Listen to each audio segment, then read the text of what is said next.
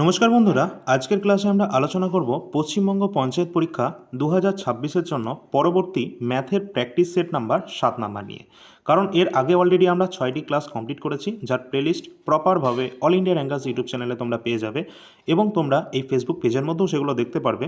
তোমরা যারা যারা নতুন রয়েছো চ্যানেলটিতে সাবস্ক্রাইব করে রাখবে ইউটিউব চ্যানেল, এবং ফেসবুক যে পেজ রয়েছে সেটাকে ফলো করে রাখবে। সকলে লাইক এবং শেয়ারটা করে দিও এবং আমাদের যে টেলিগ্রাম চ্যানেল রয়েছে সেখানে যুক্ত হয়ে যাবে, সেখানে সমস্ত গুরুত্বপূর্ণ আপডেটগুলো শেয়ার করা হয়।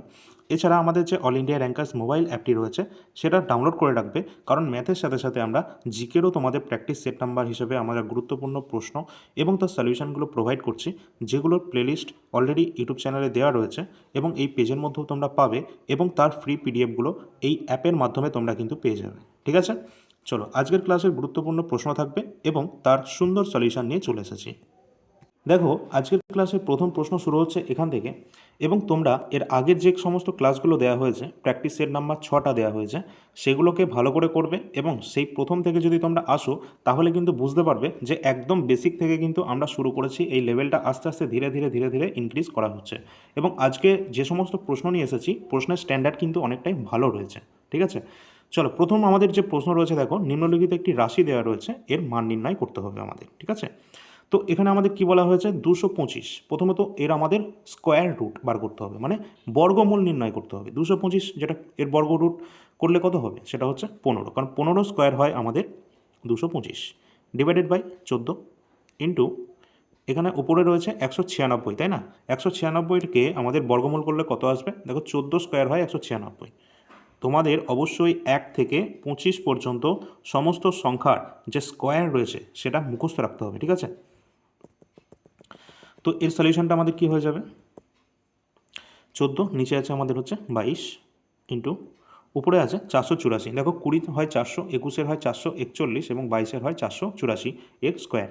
সুতরাং এখানে আমাদের উপরে চলে আসবে 22, যেটা হচ্ছে যার বর্গরে আছে এখানে 484। এরপর নিচে আছে আমাদের কত, 15। তো এটাকে আমরা ক্যালকুলেট করলে আমাদের উত্তর চলে আসবে। তো 22 22 ক্যান্সেল আউট হয়ে যাচ্ছে, 15 ক্যান্সেল আউট, 14। সুতরাং অ্যান্সার কিন্তু আমাদের হয়ে যাচ্ছে অপশান নাম্বার বি, 1 হয়ে যাবে আমাদের সঠিক উত্তর। ঠিক আছে, তো এটা একদম ইজি ছিল। পরবর্তী যে প্রশ্ন রয়েছে সেখানে কি বলা হয়েছে, দেখো এই প্রশ্নটি কিন্তু গুরুত্বপূর্ণ রয়েছে, খেয়াল করবে সকলে। বলা হয়েছে দুটি সংখ্যার গরিষ্ঠ সাধারণ গুণনীয়ক অর্থাৎ HCF আমাদের দেওয়া রয়েছে 2 এবং তাদের গুণফল দেওয়া আছে 120। বলা হয়েছে তাহলে সংখ্যা দুটির লঘিষ্ঠ সাধারণ গুণিতক অর্থাৎ LCM কি হবে। প্রশ্নটা ভালো করে খেয়াল করো এবং এর উত্তরটা কি হতে পারে। এক্ষেত্রে তোমাদের বলে রাখি, দুটো সূত্র তোমরা অবশ্যই মনে রাখবে। একটা হচ্ছে LCM, আমি সূত্র দুটো লিখে নিচ্ছি, তোমরা অবশ্যই এটাকে লিখে রাখবে। ঠিক আছে, LCM ইন্টু HCF এটা সমান হয় সংখ্যা দুটোর গুণফলের সাথে, অর্থাৎ এক্স আর ওয়াই আমরা ধরে নিলাম দুটো সংখ্যা যাদের গুণফল LCM এবং HCF এর গুণফলের সাথে সমান হবে। ঠিক আছে, এটা অবশ্যই মনে রাখবে। আর একটা সূত্র, সেটা কিন্তু তোমরা কোনো বইতেও হয়তো পাবে না, এই জিনিসটা একটু ভালো করে খেয়াল রাখবে। আমি LCMকে L দিয়ে ডিনোট করছি, LCM into HCF equal to আর একটা সূত্র হয়, সেটা হচ্ছে আমরা জানি যে যদি তোমরা পরীক্ষায় দেখতে পাবে যে পরীক্ষার হলে তোমাদের দিয়ে দেবে দুটো সংখ্যার অনুপাত, এরকম A/B দিয়ে দেবে। ঠিক আছে, দুটো সংখ্যার অনুপাত দিয়ে দেবে 2 3 বা কিছু একটা রেশিও দিয়ে দেবে এবং তাদের HCF দিয়ে দেবে। HCF কী দেবে, HCF দিয়ে বলবে সংখ্যা দুটো কত হবে নির্ণয় করো। তোমরা কী করতে সেই সময় দেখবে আমরা সকলে কিন্তু এখানে সূত্র ব্যবহার করতাম, এই HCF দিয়ে এই সংখ্যার অনুপাতকে ডাইরেক্ট গুণ করে দিতাম, তাহলে আমার সংখ্যাগুলো চলে আসতো, তাই তো। তো এই জিনিসটাই আমরা এখানে কিন্তু অ্যাপ্লাই করব। ঠিক আছে, তো এটাকে আমরা কি করব, LCM গুণ HCF ইকুয়াল টু আমরা প্রথম সংখ্যা বার করার জন্য কি করব না, আমাদের যে HCF আছে তার সাথে প্রথম যে অনুপাত সেটাকে আমরা A ধরে নিচ্ছি, এই A অনুপাতকে গুণ করব এবং এর সাথে গুণ হবে দ্বিতীয় যে সংখ্যা আছে, অর্থাৎ দ্বিতীয় সংখ্যার যে অনুপাত সেটা হচ্ছে B, তার সাথে HCFকে গুণ করব। ঠিক আছে, তো এখান থেকে এটাকে যদি আমরা একটু ক্লিয়ারভাবে কেটে নিই, তাহলে আমরা যেটা পাবো সেটা হচ্ছে HH কেটে যাবে এবং ডাইরেক্ট LCM ইকুয়াল টু আমরা পাবো H ইন্টু প্রথম অনুপাত A ইন্টু দ্বিতীয় অনুপাত B। এই যে সূত্রটা, ঠিক আছে, এই যে সূত্রটা, এটা কিন্তু তোমরা অবশ্যই মনে রাখবে। এইটা কিন্তু আমরা কাজে লাগাবো, এইটা কাজে লাগিয়ে অনেক প্রশ্নের উত্তর একদম খুব সুন্দরভাবে এবং বেস্ট পদ্ধতিতে কিন্তু আমরা করতে পারবো একদম অল্প সময়ে। এই 3টে লাইন তোমরা একটু নোট করে নেবে খাতায়, তাহলেই হবে। চলো আমরা এর সলিউশনটা করে নিই। এখানে দেখো বলা আছে আমাদের এইচসিএফ দেওয়া আছে এবং তাদের গুণফল দেওয়া আছে 120, ঠিক আছে। তো এখান থেকে আমরা কী বার করব? প্রথমত আমরা সূত্রটা লিখে নিয়ে একবার, এলসিএম ইকুয়াল টু হবে আমাদের এইচসিএফ গুণ প্রথম অনুপাত এ এবং দ্বিতীয় অনুপাত হচ্ছে বি, সবকটার গুণফল। এবার এখানে আমাদের বলা হয়েছে কি দেখো, 120 যেটা আমাদের দেওয়া আছে এদের গুণফল, সংখ্যা দুটোর গুণফল কি 120। এবার সংখ্যা দুটোর গুণফল যদি 120 হয় তাহলে সংখ্যাগুলো কি করে আমরা বার করব? এই সংখ্যাগুলোর এখানে এইচসিএফ দেখো দেওয়া আছে 2, আমরা ধরে নেব যে সংখ্যাগুলো অনুপাত হচ্ছে এ এবং বি রেশিওতে, ঠিক আছে। এবার এইচসিএফ গুণ প্রথম অনুপাত মানে কি, আমরা এ যেটা ধরে নিচ্ছি, এইচসিএফ তো আমাদের দেওয়াই আছে, তাহলে এইচ ধরার প্রয়োজনই নেই, একদম ডাইরেক্ট 2 এবং প্রথম অনুপাত হচ্ছে এ, 2a ইন্টু 2b। এখান থেকে আমরা কি পেলাম দেখো, দুটো সংখ্যার এখানে গুণফল দেওয়া আছে 120 এবং সংখ্যা দুটো আমরা ধরে নিলাম একটা হচ্ছে এ অনুপাতে আছে, একটা বি অনুপাতে আছে, এবং এইচসিএফ দিয়ে যদি আমরা ডাইরেক্ট গুণ করে দিই আমরা কিন্তু সংখ্যা দুটো পেয়ে যাব, ঠিক আছে। তো এবার আমরা এখান থেকে কি করব, 2 দিয়ে 4 দিয়ে কেটে দাও এটাকে, 4 3 12, অর্থাৎ এ ইন্টু বি আমরা পেয়ে যাচ্ছি এখান থেকে 30, এ গুণ বি আমরা এখান থেকে পাচ্ছি 30, এবং এখান থেকে আরেকটা জিনিস আমরা জানি যে এলসিএম ইকুয়াল টু কি না, এ গুণ বি গুণ এইচের গুণফল। তাহলে কিন্তু আমরা ডাইরেক্ট আমাদের এখানে এলসিএমই বার করতে বলা হয়েছে, আমরা এখানে ডাইরেক্ট এলসিএমটা কীভাবে বার করব? আমাদের এইচসিএফ কিন্তু বলা আছে দেখো 2 প্রশ্নে, 2 এবং এ আর বি আমরা পেয়ে যাচ্ছি কত, 30, যেটা এ আর বি মানে কি আমরা জানি যে এলসিএম বার করব কীভাবে, এই সূত্রটা অ্যাপ্লাই করে, এই সূত্রটা এখানে অ্যাপ্লাই করছি আমি, ঠিক আছে।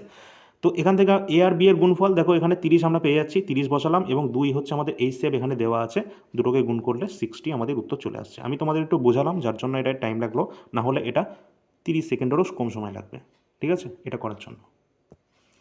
চলো আমরা পরবর্তী প্রশ্নে আসি।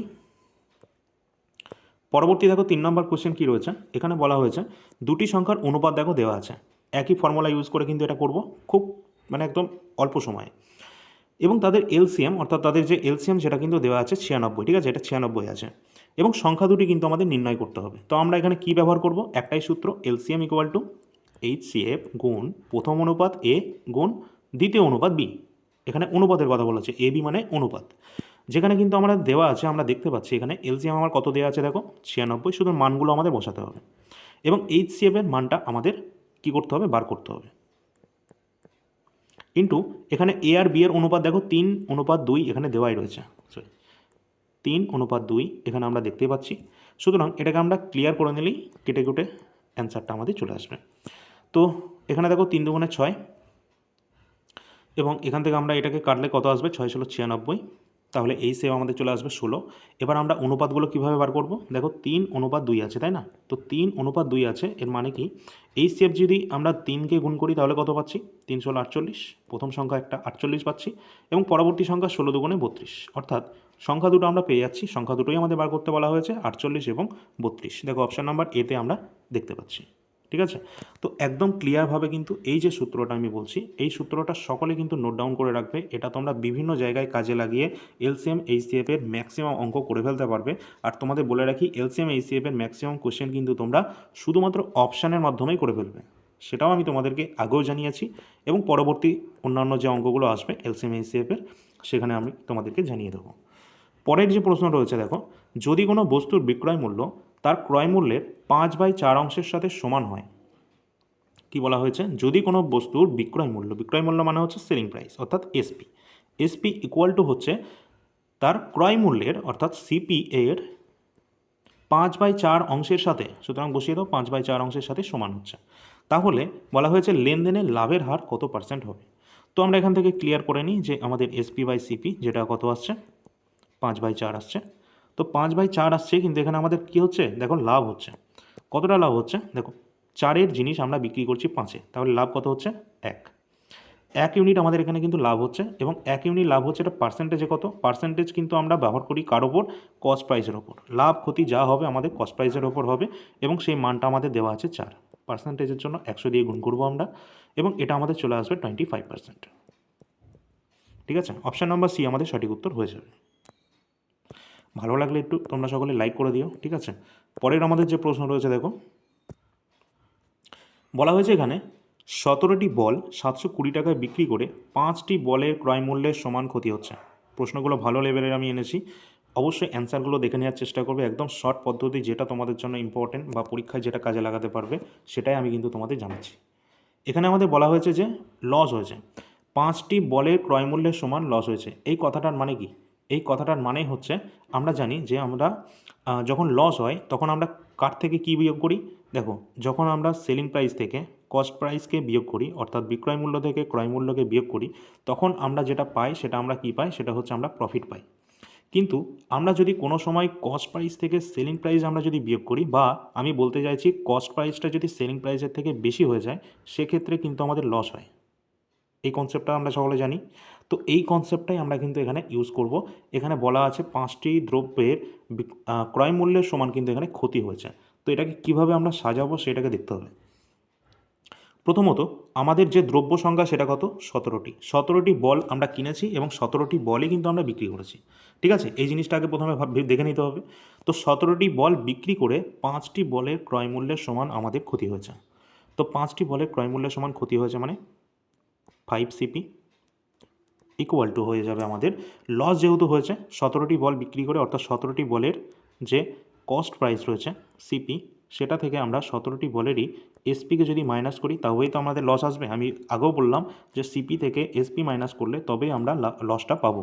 ঠিক আছে, আর এখানে সেটা বলা আছে 5টি বলের ক্রয় মূল্যের সমান লস হয়েছে, তাই জন্য এটা আমরা লিখে রাখলাম। ঠিক আছে, এরপর আমরা এখান থেকে সিপি এগুলো সব আলাদা করে নাও। যেমন এখান থেকে চলে আসবে আমাদের 12 CP, 12 CP ইকুয়াল টু চলে আসবে আমাদের এখানে 17 SP। তো এখান থেকে আমাদের সিপি এবং এসপি কত আসছে, এটাকে যদি একটু ভালো করে সাজিয়ে নিই, সিপি বাই এসপি যেটা আমরা পেয়ে যাচ্ছি 17/12। এরপর আমরা এখান থেকে কি দেখতে পাচ্ছি, এখানে কিন্তু বলা আছে যে 17টি বলের 720 টাকা কিন্তু বিক্রি করলে, অর্থাৎ 720 টাকায় বিক্রি করার পরে কিন্তু এই লসটা হয়েছে। তার মানে এখান থেকে আমরা কি বুঝতে পারছি, যে বিক্রি করেছি 720 টাকাতে, তাহলে এখানে সেলিং প্রাইস আমার কত আছে? 12 ইউনিট। এই 12 ইউনিটের মানই হচ্ছে 720। ঠিক আছে, তো 12 ইউনিটের মান যদি 720 হয়, এটার কত গুণ হচ্ছে? 5 12 7 6 12 72। সুতরাং এটা 60 গুণ, 60 গুণ। তাহলে এটা যদি 60 গুণ হয়, বলা হয়েছে ক্রয় মূল্য কত হবে? ক্রয় মূল্য তো আমরা এখান থেকে দেখতেই পাচ্ছি, কিন্তু আমরা যদি ডাইরেক্ট 60 দিয়ে এই 17কে এর যদি 60 গুণ করি, তাহলে আমরা যেটা পাবো সেটা ডাইরেক্ট আমরা কস্ট প্রাইস পাবো। কতগুলো বলের? 17টা বলের কস্ট প্রাইস পাবো। কিন্তু আমাদের এখানে 17টা বলের চাইনি। প্রশ্নে ভালো করে কি বলেছে? বলেছে একটি বলের ক্রয় মূল্য কত, একটা বলের ক্রয় মূল্য কত? এই একটা বলের ক্রয় মূল্য হচ্ছে আমাদের এই 60। কত? 60 টাকা। অপশান নাম্বার সি কিন্তু সঠিক উত্তর হয়ে যাবে।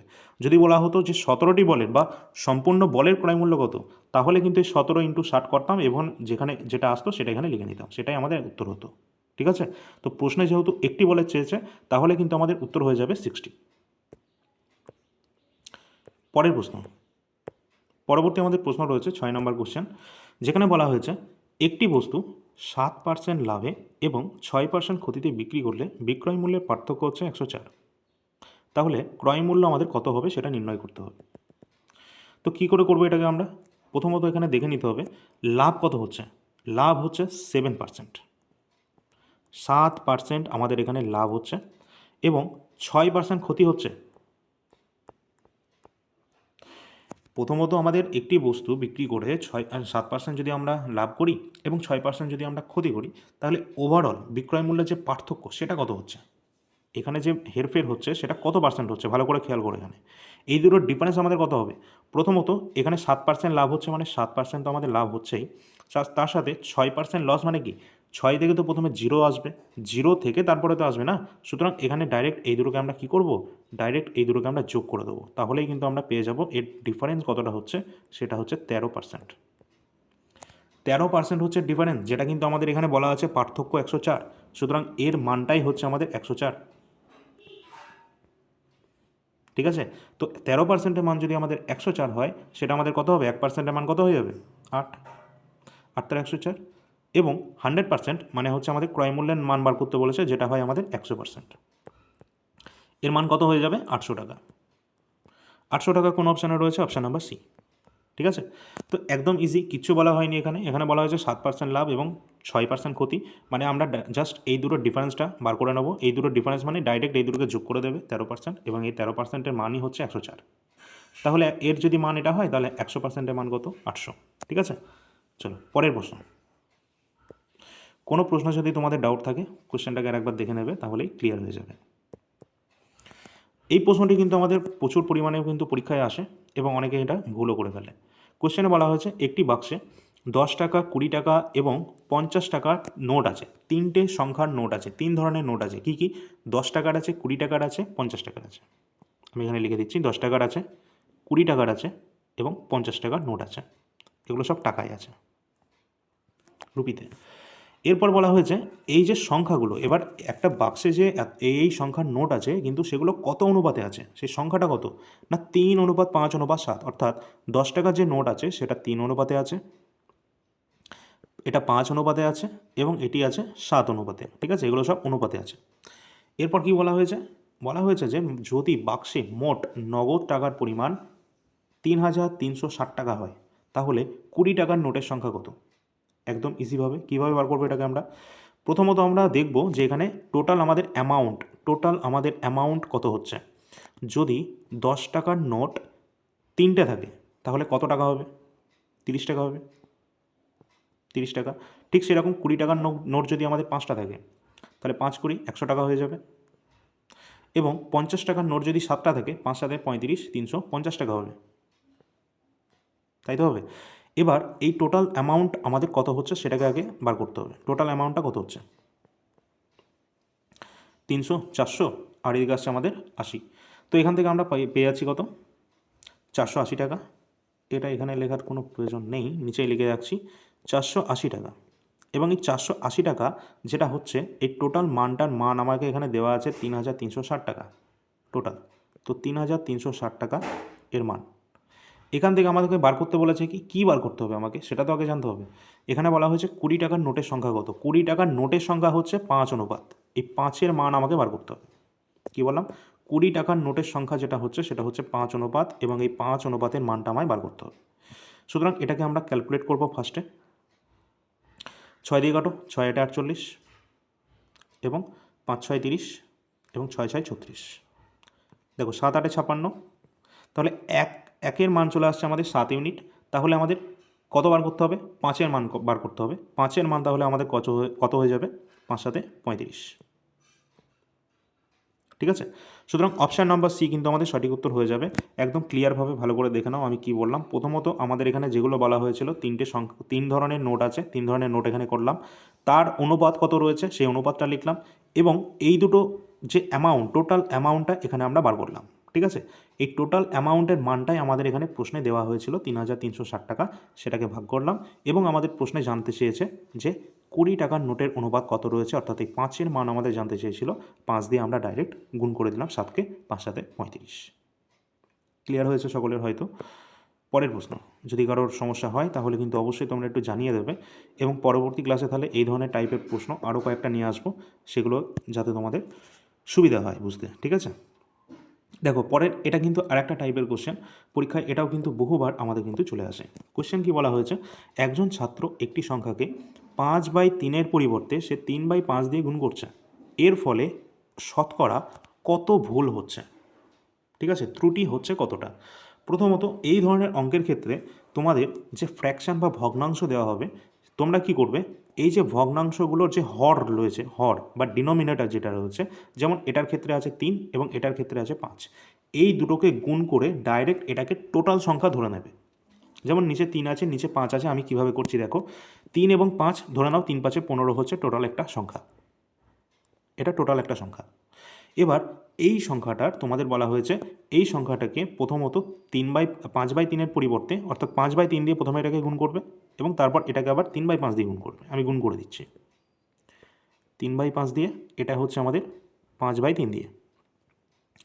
তো এই দুটো আমাদের গুণ করলে কি আসবে? প্রথমত 3 5 15, 5 5 25, এখান থেকে আমরা কত পাবো? 25। এগুলো কিন্তু গুণ করতে হবে, ঠিক আছে, সব গুণ। 15কে আমরা গুণ করব প্রথমে এটা দিয়ে, তারপর 15কে আবার গুণ করব এটা দিয়ে, যেটা আসবে সেটা এখানে লিখবো। অর্থাৎ 3 5 15, 3 3 9, এখানে আসে 9। এবার কি বলেছে? গণনায় কত ভুল হয়েছে এবার আমাদের দেখতে হবে একটি ছাত্রকে 5/3 পরিবর্তে 3/5 দিয়ে গুণ করেছে সে গুণ করেছে কত দিয়ে? 3/5 দিয়ে, কিন্তু তার করা উচিত কোনটা? 5/3 তার করা উচিত, কিন্তু সে করে ফেলেছে এটা তো করা উচিত নয়। তাহলে তার ভুল কত হচ্ছে? সে কতটা কম এসছে তার কম যেটা এসেছে সেটা হচ্ছে 25 থেকে 9 কম। 25 থেকে 9 কম মানে সেটা কত কম হচ্ছে? তো 25 থেকে 9 কম, যেটা আমাদের চলে আসছে 16। 16 কম হচ্ছে, কিন্তু এই 16টা কার সাপেক্ষে কম হচ্ছে? এই 25-এর সাপেক্ষে। সুতরাং আমরা পার্সেন্টেজে যখন নিচের দিকে লিখবো সেটা কিন্তু এই 25কেই লিখবো নিচে, ঠিক আছে? তো 16/25 ইন্টু 100%।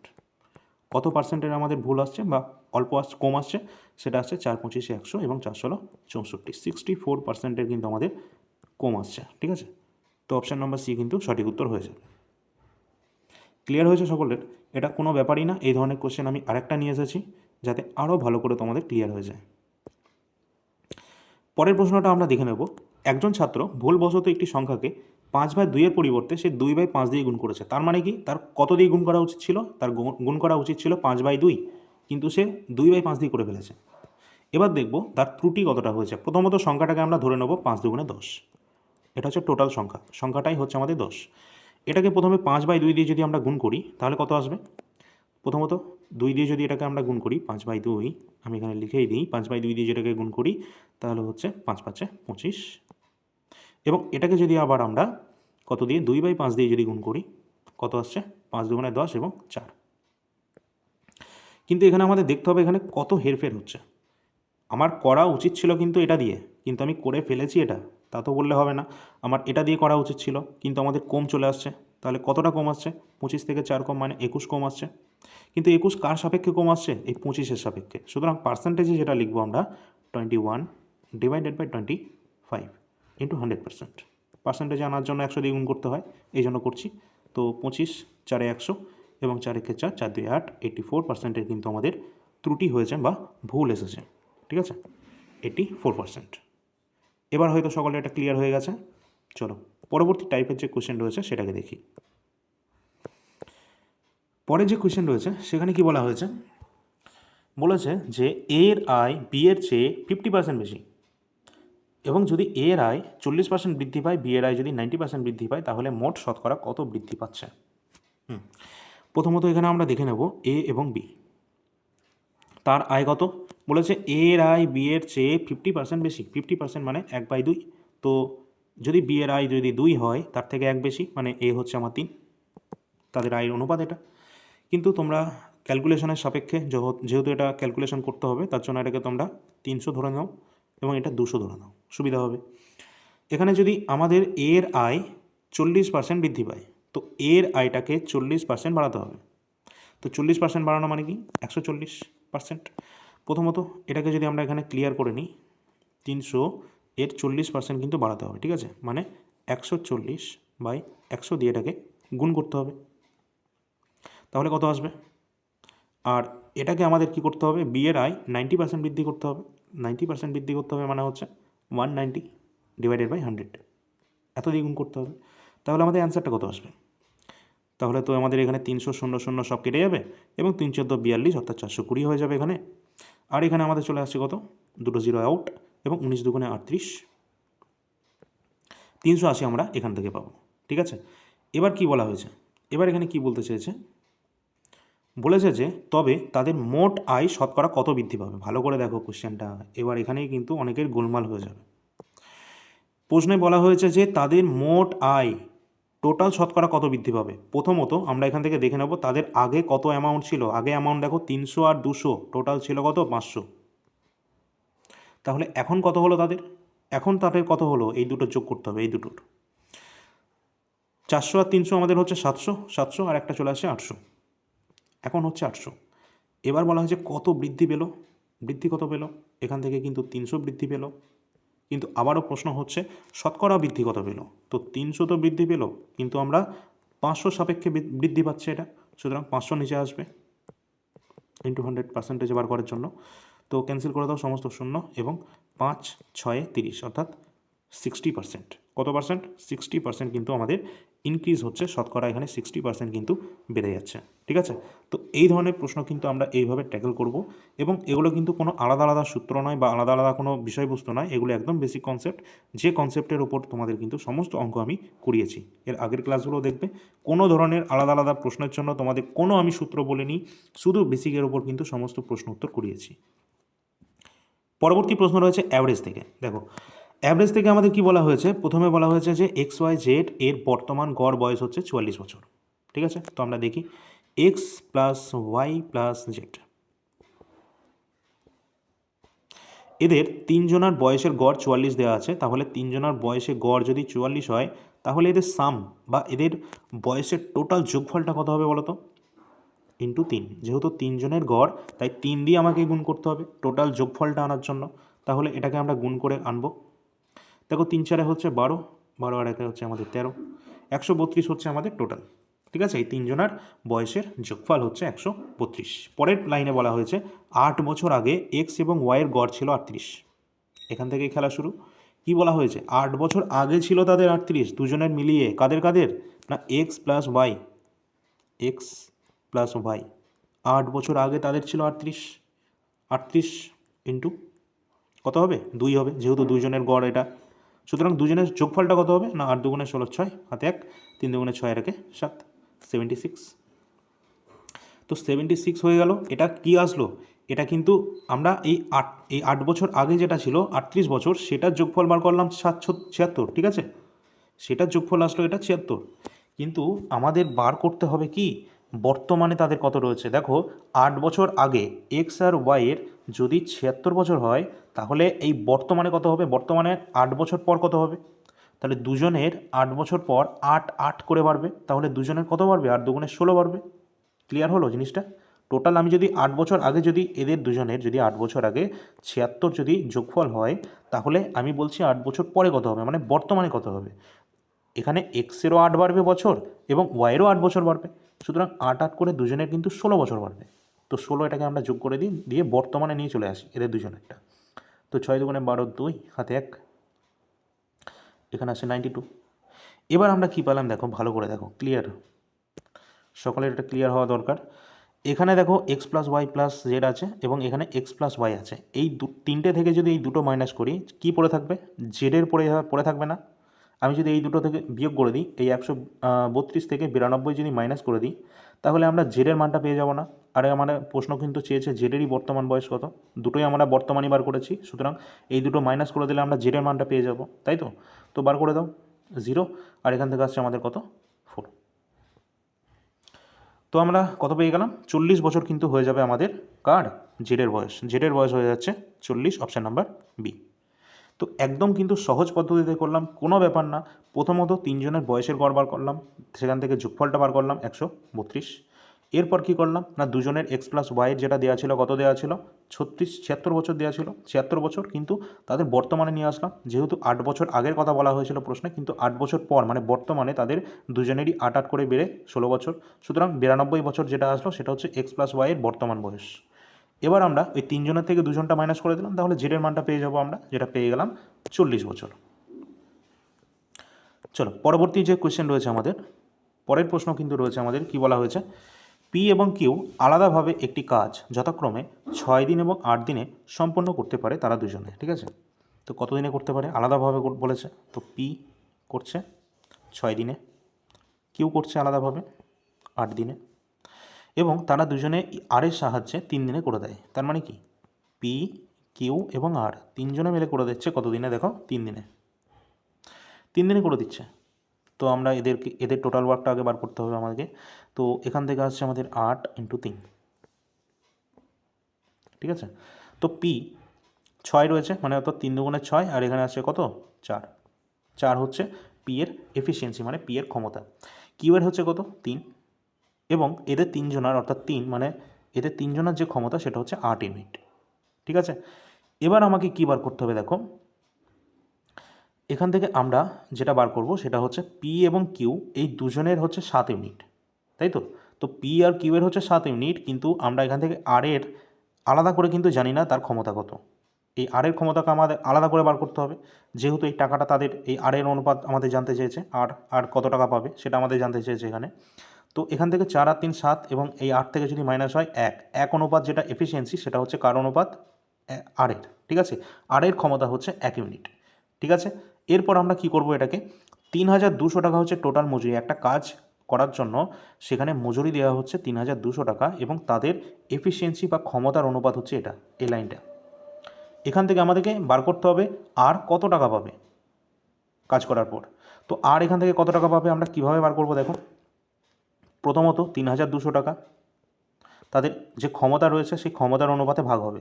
3200 টাকা তারা তিনজনে করে দিচ্ছে 8 ইউনিট ক্ষমতার সাথে, কিন্তু আর কত টাকা পাবে, আর কিন্তু সে 1 ইউনিট ক্ষমতা আছে তার। তাহলে এখান থেকে এটা ভাগ করে দিলে আমরা উত্তরটা পেয়ে যাব, যেটা 3 8 24 4 8 32, ঠিক আছে। তো 400 টাকা কিন্তু এখান থেকে চলে আসছে। আর পাবে কত টাকা, আর পাবে হচ্ছে 400 টাকা।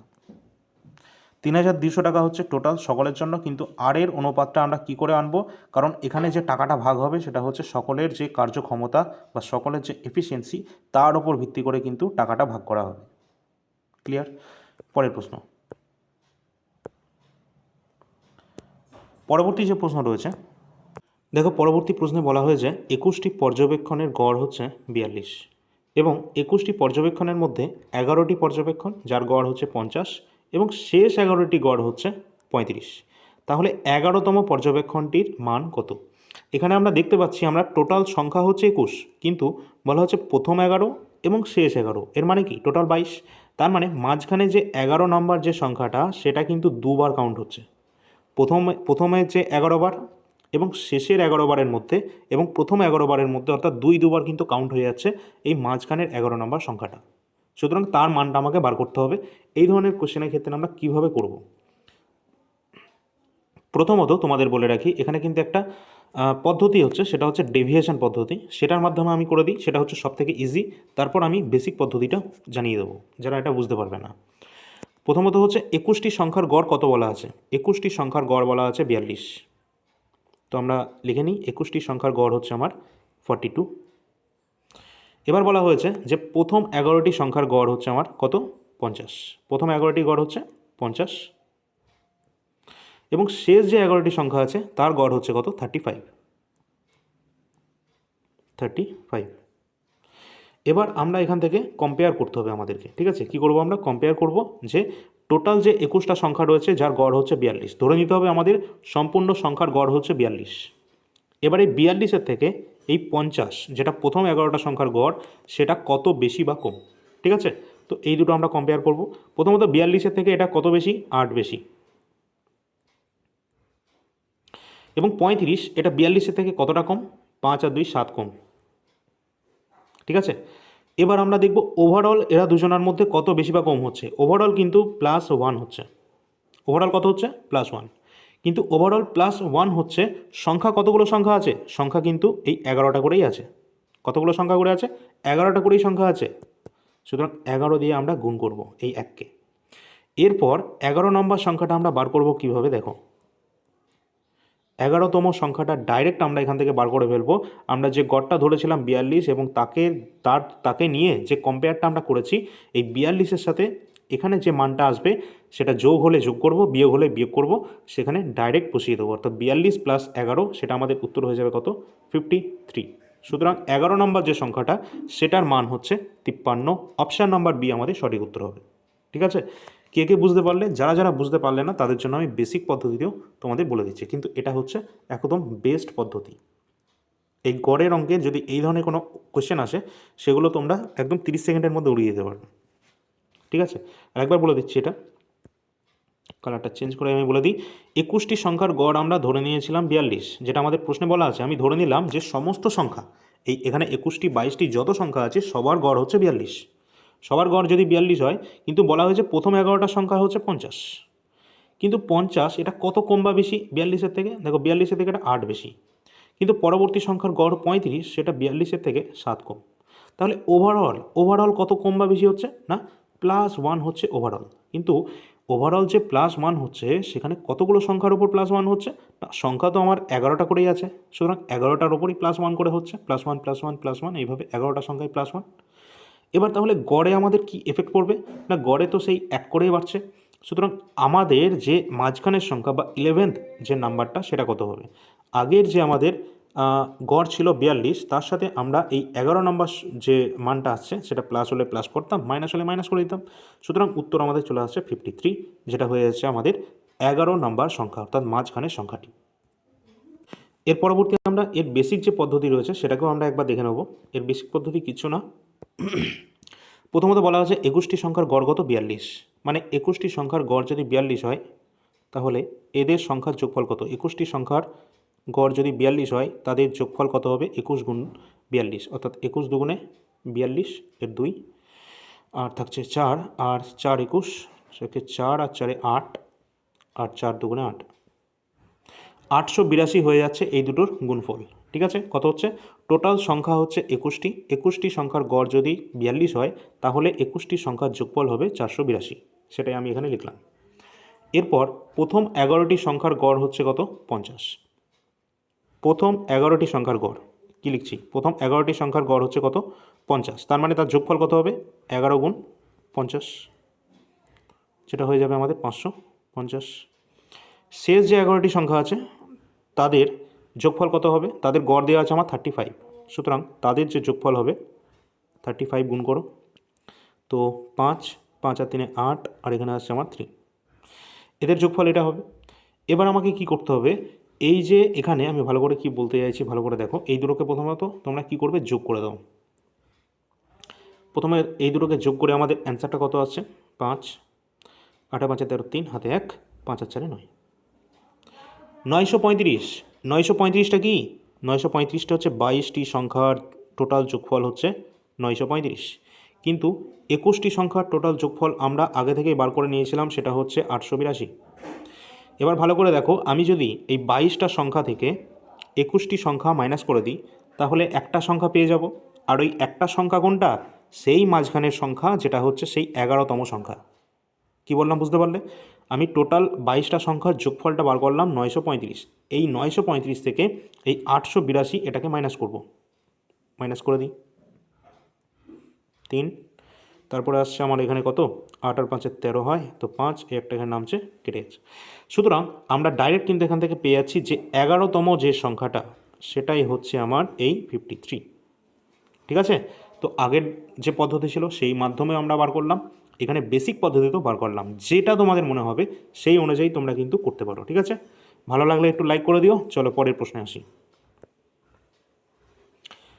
পরবর্তী আমাদের যে কোয়েশ্চেন রয়েছে দেখো, পরের প্রশ্নটিও আমাদের গড় থেকেই রয়েছে। এখানে কিন্তু কি বলা হয়েছে, এখানে কিন্তু এই টাইপটা একটু অন্য ধরনের টাইপ বলা আছে। দেখো 21টি সংখ্যার গড় 50 দেওয়া আছে, 21টি সংখ্যার গড় আছে কত, 20টি সংখ্যার গড় আছে কত 50, 20টি সংখ্যার গড় 50, কিন্তু পরে দেখা গেল যে দুটি পর্যবেক্ষণ যেটা 13 নম্বর আর 24 নম্বর, এই দুটোকে ভুলবশত 31 এবং 42 হিসাব করে লেখা হয়েছে, তাহলে আমার সঠিক গড় কত হবে, এই প্রশ্নটাই জিজ্ঞাসা করা হয়েছে। সুতরাং এই অঙ্কটা আমরা কিভাবে করব, প্রথমত যে 13 আর 24 টোটাল কত হচ্ছে, 13 আর 24 4 আর 3 7 এবং 3 37, পরবর্তী 31 আর 24 যোগ করে কত হচ্ছে 31 আর 24, 4 আর 1 5 আর 3 আর 2 5, 55। ঠিক আছে, এবার আমাদের দেখতে হবে, বলেছে যে 13 এবং 24 ভুলবশত আমরা 31 এবং 42 লিখে ফেলেছি, অর্থাৎ আমাদের নেওয়া উচিত ছিল এটা, নেওয়া উচিত ছিল 37কে, কিন্তু নিয়ে ফেলেছি 55। তাহলে কতটা আমি বেশি নিয়ে ফেলেছি বা কম নিয়ে ফেলেছি, বা এর হেরফের কতটা হচ্ছে, এর ডিফারেন্স কতটা হচ্ছে, এটা আমাদের আগে বার করতে হবে। সরি, এখানে কত দেওয়া ছিল, ও আচ্ছা আচ্ছা, এখানে একটু ভুল হয়ে গেছে, সেটা হচ্ছে আমার কত 31 দেওয়া ছিল আর 42, 24 নয় 42। ঠিক আছে, 3 আর 4 আর 3 7, 73 হবে। তাহলে আমাদের নেওয়া উচিত ছিল 37, কিন্তু আমরা নিয়ে ফেলেছি 73, সুতরাং কতটা বেশি নিয়ে ফেলেছি এটা মাইনাস করতে হবে। তো এখান থেকে এটা মাইনাস গেলে হচ্ছে 7, আর এদিকে হচ্ছে 3 আর 3 6 6, আর এটা এদিকে আসছে আমাদের হচ্ছে কত 36। 36 আমাদের কমাতে হবে, আমরা 36 বেশি নিয়ে ফেলেছি। ঠিক আছে, কি করতে হবে, কমাতে হবে, কিন্তু কতগুলো সংখ্যায় কমবে, আমি ডাইরেক্ট উত্তর কীভাবে বার করছি ভালো করে দেখো, একদম সহজ পদ্ধতিতে বলছি। প্রথমত 20টি সংখ্যার গড় আমার 50 দেওয়া আছে, এবং বলা হয়েছে যে 13 এবং 40কে আমি ভুল করে 31 আর 24 নিয়ে ফেলেছি, তাহলে আমার সঠিক গড় কত হবে? আমার সঠিক গড় 50 তো হচ্ছে না, কারণ 50-এর থেকে আমাদের গড় কত হবে? একটু কম হবে, কারণ আমি বড় সংখ্যা নিয়ে ফেলেছি, আমি 73 নিয়ে ফেলেছি। আমার নেওয়া উচিত ছিল হচ্ছে এই 37কে। তাহলে আমার কত কমাতে হবে? 36 আমাকে কমাতে হবে। এবং 36 কমাতে হবে কতগুলো সংখ্যাতে? টোটাল সংখ্যা হচ্ছে আমার 20টা সংখ্যা, সুতরাং 36 কমাতে হবে আমাকে 20-র ওপর। 20-র ওপর যদি 36কে কমাতে হয়, টোটাল গড়ে কত কমবে? এটাই আমরা ডাইরেক্ট বার করে ফেলছি, এটাই গড় কমবে, ঠিক আছে? তো এটাকে আমরা যদি ভাগ করি, সেটা আসছে 18/10। 18/10 আমি এই জন্যই লিখলাম, কারণ এটা আমরা কি করব, 18/10 মানে হচ্ছে আমার কত? 1.8। 1.8 আমার কমবে। আগের গড় হচ্ছে আমার 50 ছিল, এই 50 থেকে 1.8 মাইনাস করব, তবেই আমার অরিজিনাল যে গড় সেটা আসবে। তাহলে 50 থেকে আমরা 2 বাদ দিলে কত হয়? 48, কিন্তু 48 পয়েন্ট কত হবে? 2। কত নম্বর অপশান? 48.2, যেটা কিন্তু রয়েছে আমাদের অপশান নাম্বার বি। 48.20 আমাদের সঠিক উত্তর হবে। একদম সঠিক গড়, এক্স্যাক্ট এটাই, ঠিক আছে? তো তোমরা কি বুঝলে? এই ধরনের অঙ্কগুলো কিন্তু এরকম শর্টের মাধ্যমে করতে হবে। আমি এখানে একদম বেসিক পদ্ধতি ইউজ করেছি, কোনো ফর্মুলা তোমাদের এখনও পর্যন্ত বলিনি। কি করেছি? 20টা সংখ্যার গড় আমাদের দেওয়া ছিল 50, সেই অনুযায়ী 50 এখানে দেওয়া রয়েছে। এবার বলা হয়েছিল যে 13 এবং 40কে আমি ভুল করে 31 আর 24 নিয়ে ফেলেছি, মানে 13 আর 24 যোগ করে আমার নেওয়া উচিত ছিল 37, কিন্তু আমি ভুল করে 73 নিয়ে ফেলেছি। ভাই, আমাকে কমাতে হবে, কিন্তু কতটা কমাতে হবে? 36 কমাতে হবে। কিন্তু 36 থেকে কমাতে হবে, এটা আমার গড়ে কত কমবে? দেখো, সংখ্যা তো আমার 20টা আছে, সুতরাং 36 করে যদি 20টা সংখ্যার ওপরই কমাই, তাহলে কিন্তু আমার গড়ে 1.8 কমে যাবে। মানে আগে যে গড়টা আমার ছিল 50, সেখান থেকে 1.8 কমিয়ে আমার নতুন যে গড় সেটা আসবে 48.2, যেটা অপশান নাম্বার বিতে আমরা দেখতে পাচ্ছি। ক্লিয়ার? চলো পরবর্তী প্রশ্ন। দেখো, তোমাদের বোঝানোর জন্য কিন্তু আমার একটু টাইম লেগে যাচ্ছে। যাদের এই ধরনের কনসেপ্টগুলো আগে থেকে ক্লিয়ার আছে, তাদেরকে বলবো একটু স্পিড বাড়িয়ে তোমরা দেখে নিতে পারো, অথবা ভিডিওটা পজ করে তোমরা অ্যান্সারটা করে নেবে, তারপর তোমরা মিলিয়ে নিতে পারো, ঠিক আছে? পরবর্তী সিরিজগুলো দেখতে থাকো, এর পরবর্তী যে কোয়েশ্চেনগুলো আনবো সেগুলো আরও লেভেল আস্তে আস্তে বাড়তে থাকবে। এটুকু তোমাদের বলবো, এই সিরিজটা যদি কমপ্লিট করতে পারো, তাহলে ধরে রাখো যে আপকামিং আমাদের আইসিডিএস হোক, পঞ্চায়েত হোক, ডব্লিউপি হোক, সমস্ত এক্সামেই বেস্ট অ্যাপ্রোচ কিন্তু শিখে যাবে এই প্র্যাকটিস সেটের মাধ্যমে, ঠিক আছে? কীভাবে কোন অঙ্কটা একদম শর্টের মাধ্যমে আমরা করব। পরের প্রশ্ন, দুটি সংখ্যার যোগফল 15, যদি তাদের অনন্যকের যোগফল 3/10 হয়, তাহলে সংখ্যা দুটি কত? দেখো, এই কোশ্চেনটা একটু অন্যরকম কোশ্চেন রয়েছে। এটা ধরতে পারো তোমরা সিম্পলিফিকেশনের মধ্যেই পড়ছে, ধরতে পারো এটাকে, ঠিক আছে? প্রথমত বলা হয় যে দুটি সংখ্যার যোগফল, দুটো সংখ্যা কী কী না, এক্স প্লাস ওয়াই, এর যোগফল হচ্ছে 15। বলা হয়েছে এদের অনন্যক, অনন্যক মানে কি? এক্সের অনন্যক হচ্ছে 1/x, তারপর ওয়াইয়ের অনন্যক হচ্ছে 1/y, এটাই হচ্ছে অনন্যক, ঠিক আছে? তো এটা আমরা কিভাবে করব? এদের অনন্যকের যোগফল 3/10, তো আমরা এটাকে এরমভাবেই করব, 1/x plus 1/y equal to হচ্ছে 3/10। ক্লিয়ার হলো? এটুকু এটুকু তো হয়েছে। এরপর এটাকে যদি আমরা সলভ করি, ওপরে আসবে আমাদের লসাগু করে এক্স প্লাস ওয়াই, নিচে আসবে আমাদের এক্স ওয়াই, যার মানটা এখানে দেওয়া আছে 3/10। একটু ভালো করে যদি তোমরা লক্ষ্য করো, দেখতে পাবে যে এক্স প্লাস ওয়াইয়ের মান যেটা 15, সেটা কিন্তু আমরা এখানে বসাতে পারি তো বসাতে। সুতরাং এখানে বসিয়ে দাও 15/xy, যেটা আসবে আমাদের 3/10। এবং এখান থেকে যদি কাটি, 3 5 15, অর্থাৎ এক্স আর ওয়াই এর মানটা আমার কত চলে আসবে? 5 10 50, 50 আসছে তো, 50। এবার ভালো করে দেখো, ভালো করে আমি কি বলতে চাইছি এবার ক্লিয়ার করো। অপশান অনুযায়ী কী করে করবে এটাকে ডাইরেক্ট। এখানে দেখো, দুটো সংখ্যার যোগফল হচ্ছে আমার 15 এবং তাদের গুণফল হচ্ছে 50, তাহলে অপশান অনুযায়ী কোনটা সঠিক উত্তর হবে বলে তোমার মনে হয়? ডাইরেক্ট উত্তরটা তোমরা বলতে পারবে এবার। দেখো, 15 আমরা দেখতে পাচ্ছি, 15 তো প্রায় সবগুলোতেই হয়ে যাচ্ছে যোগ করে, কিন্তু আমরা গুণফল যদি 50 দেখি, দেখো 5 আর 10 50, কিন্তু এগুলোতে কোনোটাই 50 আসছে না। সুতরাং একটি মাত্র অপশান রয়েছে, যেটা অপশান নাম্বার এ, 5 এবং 10 হচ্ছে সেই দুটো সংখ্যা যাদের কিন্তু গুণ করলে 50 আসবে এবং যাদের যোগ করলে 15 আসবে। ক্লিয়ার?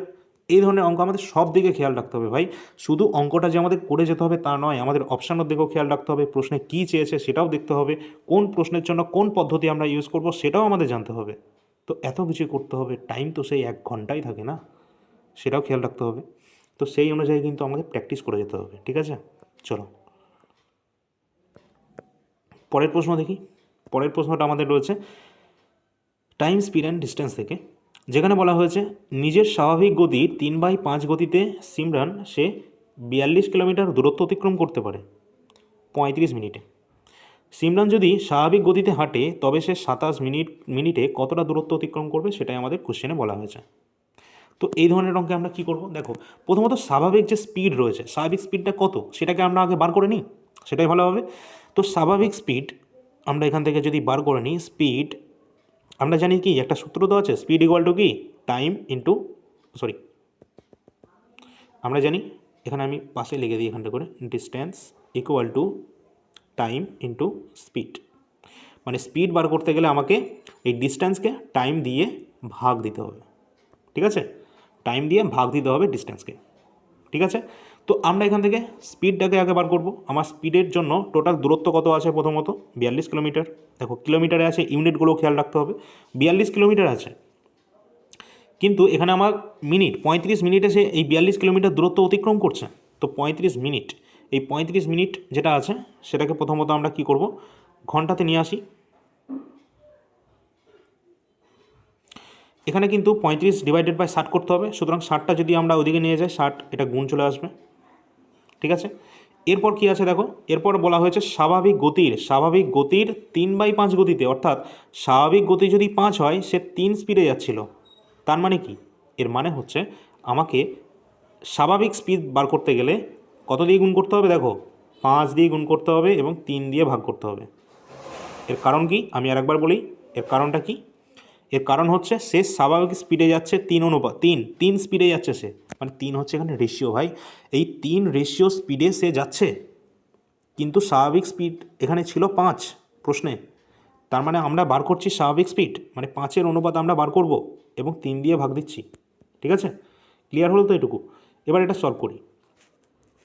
প্রথমত এখানে আমরা দেখতে পাচ্ছি 3 × 14 42 চলে যাচ্ছে, আর এদিকে আসছে আমার কত, 5 7 15, 7 2 চলে যাচ্ছে 14, এবং 7 2 চলে আসছে আমার কত, 120। তো এখানে যেটা আসছে 120 কিলোমিটার প্রতি ঘন্টা, কারণ এটাকে আমরা ঘন্টায় নিয়ে এসেছি, এই 35 মিনিটকে কিন্তু ঘন্টায় আনার জন্য 60 দিয়ে ভাগ করেছিলাম, ভাগ মানে এখানে গুণ করছি, তার মানে কিন্তু মানে আমি কেন এটা গুণ করলাম, এটা ক্লিয়ার হয়েছে তো। এর নিচে কিন্তু 60 আসার কথা ছিল, কিন্তু 60 যেহেতু এর নিচে আছে এটা কিন্তু উল্টে এর ওপরেই চলে যাবে, অর্থাৎ 60 দিয়ে কিন্তু এখানে গুণ হবে ওইদিকে। তো 120 কিলোমিটার প্রতি ঘন্টা আমাদের স্পিড আসলো। এরপর বলা হয়েছে কি, সিমরান তার স্বাভাবিক স্পিডে যদি হাঁটে তাহলে 27 মিনিটে সে কতটা দূরত্ব অতিক্রম করতে পারবে। তো 27 মিনিটে সে কতটা যাবে, আমি কি করে বার করবো এটা, 27 মিনিটে কতটা যাবে সে 100 কিলোমিটার প্রতি ঘন্টা, মানে কি 1 ঘন্টায় সে 100 কিলোমিটার দূরত্ব অতিক্রম করে, সেটাই হচ্ছে 100 কিলোমিটার প্রতি ঘন্টা। তাহলে সে 27 মিনিট কতটা যাবে, তো 100 কিলোমিটার প্রতি ঘন্টা ইন্টু এখানে আছে 27, এই 27টা ডিভাইডেড বাই 60 যদি আমরা করি, এখান থেকে 60 দুগুণে 120 এবং 27 দুগুণে আমার হচ্ছে 54, অর্থাৎ সে 54 কিলোমিটার ডিস্টেন্স কিন্তু অতিক্রম করতে পারবে। ক্লিয়ার হলো, সে 54 কিলোমিটার দূরত্ব অতিক্রম করবে। অপশান নাম্বার সি আমাদের সঠিক উত্তর হয়ে যাবে। আমি আজকের প্রশ্নগুলো একটু বেছে বেছে নিয়ে এসেছি যেগুলো এক্সামের জন্য ইম্পর্ট্যান্ট রয়েছে, এবং যদি পঞ্চায়েত পরীক্ষা দাও, পঞ্চায়েতের এগুলো উঁচু লেভেলের যে পোস্টগুলো রয়েছে, গ্র্যাজুয়েট বা উচ্চ মাধ্যমিক স্তরের যে সমস্ত পরীক্ষাগুলো হবে সেখানকার জন্য এই ধরনের প্রশ্নগুলো অত্যন্ত ইম্পর্ট্যান্ট, কারণ এই ধরনের কোশ্চেনে কিন্তু তোমাদের আসবে, ঠিক আছে। তো আগে থেকে কিন্তু আমাদের সব ধরনের প্রশ্নের জন্য প্রস্তুত হয়ে যেতে হবে। সুতরাং 27 মিনিটে সে কতটা দূরত্ব অতিক্রম করবে, কীভাবে বার করলাম, প্রথমত এই 120 কিলোমিটার প্রতি ঘন্টা, মানে 1 কিলোমিটার সে 120 কিলোমিটার যাচ্ছে, অথবা তোমরা এটা এইভাবেও করতে পারো, ঠিক আছে। সে 1 ঘন্টায় যায় 120 কিলোমিটার, এত কিলোমিটার যাচ্ছে, তাহলে সে 27 মিনিটে কতটা যাবে, আর এই 1 ঘন্টা মানে হচ্ছে কত, 60 মিনিট। তার মানে এই 60 মিনিটে 120 কিলোমিটার যাচ্ছে, মানে 60 দুগুণে 120, তাহলে 27 মিনিটে সে কতটা যাবে, 27 মিনিটে কতটা যাবে, 27 মিনিটে 27 দুগুণে 54, 27 দুগুণে 54, সে 54 কিলোমিটার যাবে 27 মিনিটে। এইভাবেও তোমরা ভাবতে পারো, যেমন ইচ্ছা তোমরা ভাবতে পারো, ঠিক আছে। আমি একদম তোমাদের সব কিছু ক্লিয়ার করে দিয়েছি। যদিও যদি তোমাদের সমস্যা হয় তাহলে জানাবে এবং সেই টপিকটা জানাবে, পরবর্তীতে আমি তোমরা যদি চাও তাহলে সেই টপিকটা পুরো ক্লিয়ার করে দিতে পারি, ঠিক আছে, সেটাও তোমরা জানাতে পারো। তাহলে আমি চ্যাপ্টার অনুযায়ী প্রতিটা টপিক ওয়াইজ ক্লাসও নিয়ে আসবো। পরের প্রশ্ন, একটি ট্রেন সেই দুই ব্যক্তিকে যথাক্রমে 10 সেকেন্ড এবং 8 সেকেন্ড অতিক্রম করছে। দুই ব্যক্তিকে একটা ট্রেনই কিন্তু অতিক্রম করছে, ঠিক আছে। এবং যারা 4 মিটার প্রতি সেকেন্ড এবং 10 মিটার প্রতি সেকেন্ড গতিতে বিপরীত দিক থেকে আসছে। এখানে একটা কনসেপ্ট আছে। কি কনসেপ্ট? যদি একজন এদিকে যায় এবং একজন এদিকে যায়, তাদের যে S1 স্পিডে আসছে, S2 স্পিডে আসছে, তখন তাদের যে স্পিড বা রিলেটিভ স্পিড, তাদের আপেক্ষিক গতিবেগ, সেটা কি হবে? তাদের যে আপেক্ষিক গতিবেগ S1 প্লাস S2, অর্থাৎ তাদের স্পিড দুটো যোগ হয়ে যাবে। যদি কেউ এরকম একটা যাচ্ছে S1 স্পিডে আর একজন যাচ্ছে S2 স্পিডে, সেক্ষেত্রে কী হবে আপেক্ষিক গতিবেগ? সেক্ষেত্রে হয়ে যাবে না S1 মাইনাস S2 হয়ে যাবে, অর্থাৎ তাদের স্পিডের বিয়োগফল হবে। এক্ষেত্রে খেয়াল রাখবে যে বড় তার থেকে ছোটোটা মাইনাস করব আমরা। এই দুটো কনসেপ্ট আছে এখানে, এই অনুযায়ী আমরা এটাকে ক্লিয়ার করব। প্রথমত এখানে কি বলা হয়েছে দেখো, ট্রেনের স্পিড প্রথমত আমি ধরে নিই এটাকে S, ঠিক আছে। S ধরে নিচ্ছি ট্রেনের স্পিড, এবং তারা বিপরীত দিক থেকে আসছে, তার মানে যোগ হবে, ঠিক আছে। তো প্রথমত আমাদের বলা আছে ট্রেনের স্পিড S প্লাস, এবং একজন ব্যক্তি সে 10 সেকেন্ডে আসছে এবং তার স্পিড 4 মিটার প্রতি সেকেন্ড। সুতরাং 4 মিটার প্রতি সেকেন্ড হচ্ছে তার স্পিড, এবং সে 10 সেকেন্ড আসছে, অর্থাৎ 10 সেকেন্ড যদি এটাকে আমরা গুণ করি, এখান থেকে আমরা কী পেয়ে যাচ্ছি? টোটাল ডিস্টেন্সটা কিন্তু পেয়ে যাচ্ছি, ইকুয়াল টু আরেকটা ট্রেন, মানে আরেকটা লোক আছে, সে 8 সেকেন্ডে অতিক্রম করছে, তার স্পিড হচ্ছে 10 মিটার প্রতি সেকেন্ড। তাহলে S প্লাস 10 ইন্টু 8। এবার এই যে ইকুয়েশান আছে এটাকে আমরা ক্লিয়ার করে নিই। প্রথমত একটু ছোটো করে নিই।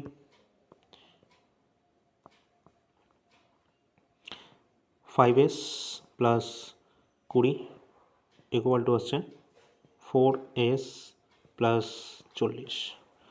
এখান থেকে আমাদের এসের মান চলে আসবে কত? 20। এস মানে হচ্ছে কার স্পিড? এটা টেনের স্পিড আসছে আমাদের 20। তো টেনের যে স্পিড সেটা আসছে 20, কিন্তু কি মিটার প্রতি সেকেন্ড। তো এটাই আমাদের জানতে চাইছিল না ট্রেনের গতিবেগ কত। তো ট্রেনের গতিবেগ চলে আসলো 20 মিটার প্রতি সেকেন্ড। এটাকে কিলোমিটার প্রতি ঘন্টায় নিয়ে যেতে গেলে আবার আমরা এটাকে গুণ করে দিতাম। কত দিয়ে গুণ করতাম? 18/5 দিয়ে আবার গুণ করে দিতাম। 5 4 20, 4 18 72 কিলোমিটার প্রতি ঘন্টা হয়ে যেত। যেমন প্রশ্ন বলবে সেরকম তোমরা বার করতে পারো, কোনো মানে সমস্যাই নেই। পরের কোশ্চেন দেখো, সুরেশ 24% বার্ষিক সরল সুদের হারে 80,000 টাকা ঋণ নেয় এবং রমেশ 20% বার্ষিক সুদের হারে 91,000 টাকা ঋণ নিচ্ছে। কত বছরে তাদের সুদে আসলে টোটাল ঋণের পরিমাণটা ক্লিয়ার হয়ে যাবে, সমান হয়ে যাবে তাদের ঋণের পরিমাণটা? কত বছরে হবে? কোশ্চেনটা গুরুত্বপূর্ণ কোশ্চেন, এবং এটাকে একদম শর্টে কীভাবে করব। প্রথমত দেখো এখানে তাদের যে ঋণ নিয়েছে কত টাকা। প্রথমে 80,000 টাকা নিয়েছে এবং আরেক জায়গায় 20% হারে 91,000 টাকা নিয়েছে। তো 91 আর 80 এই দুটোর ডিফারেন্স কত হচ্ছে? এটা আমাদের প্রিন্সিপাল ধরে নাও। তো এই প্রিন্সিপালের ডিফারেন্স, মানে এখানে আমি ডিফারেন্স নিচ্ছি কার? প্রিন্সিপালের। ডিফারেন্স কত? 91 থেকে 80 মাইনাস করলে কত? 11,000 টাকা। এদের ডিফারেন্স 11,000 টাকা, ঠিক আছে।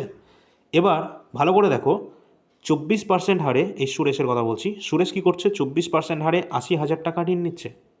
তাহলে 24% হারে এক বছরে এই 80,000 টাকার ওপর তার সুদ কত হবে? দেখো সুরেশকে আমি লিখছি এস দিয়ে। এই সুরেশের এক বছরের কী বার করতে হবে? সুদ বার করতে হবে। এক বছরের সুদ কত হবে সুরেশের? 80,000 ইন্টু 24%। তো 8 24, এখান থেকে আমরা এটাকে গুণ করতে হবে। 4 32 2, আর 2 16, 19, আর দুটো জিরো আছে, 19,200 টাকা। এটা হচ্ছে সুরেশের এক বছরের সুদ। এরপর আছে কি? রমেশ। ঠিক একইভাবে রমেশের হচ্ছে 91,000 টাকার উপর 20%-এর রেটে এক বছরের সুদ কত হবে রমেশের? যেটা আমাদের কত চলে আসবে? তো 91কে 2 দিয়ে গুণ করতে হবে। তো 2 একে 2, আর 9 দুগুণে হচ্ছে আমাদের 18, অর্থাৎ আর দুটো শূন্য, 18,200 টাকা।